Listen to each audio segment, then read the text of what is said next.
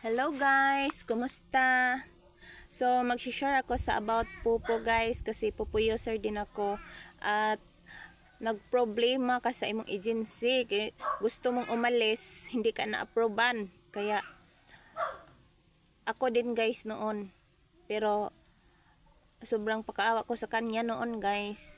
Hindi na talaga ako na-approvean. Yes. Tas hindi ko dinidelete yung account ko kasi sayang. Taas ng level ko noon, mga 8 level na ata. Tapos i-delete ko lang kaya tinitiis ko na lang guys, hindi na ako nagagamit. Nawala na ako ng gana ba. Tapos naisipan ko na i-ano ko na lang siya, i-block. Kaya pinuntahan ko yung bahay ni agency. Kasi makaawa na ako, wala eh. Talagang tinatawanan lang ako, nag-chat sa kanya guys, binablock pa ako. Huy, walang hiyang tigidig naman nun. Taas ng pride. Kaya, ayun, pinuntahan ko yung bahay niya. Nagag-iro.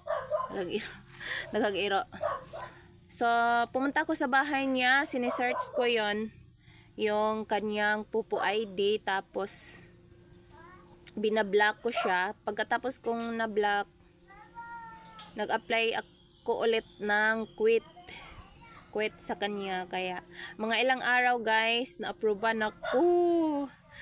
Siguro walang 1 week lang yun, hindi umabot ng 1 week.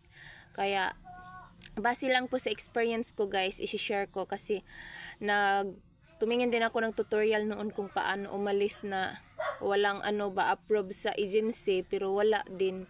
Kaya na-try kong mag-block, no.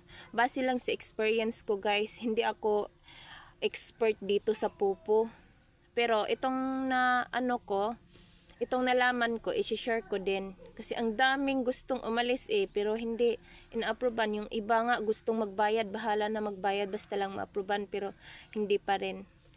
Iba din yung mga agency, mga taas og pride, kung parang hindi nagsimula sa maliit lang, no. Taas din ng tingin sa kanila. Kaya subukan nyo rin guys. Huwag nyong kalimutan mag-like and share. Don't forget to kanang subscribes, no.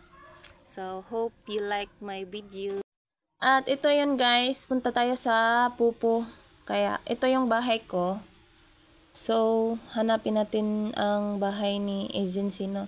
At ito yung agency ko ngayon guys, hindi na to yung dati. At dyan ka search, tapos ID number niya. Pagkatapos niyan, itap mo siya para makita mo. At doon ka sa 3 dot at add into blacklist. Pagkatapos niyan guys, punta ka sa my agency. Balikan mo ang my agency. Tap mo yung my agency. Pagkatapos niyan, ito na ang lumabas. Tap mo rin siya. At ayan na yung I want to quit agency. Kaya quit ka na.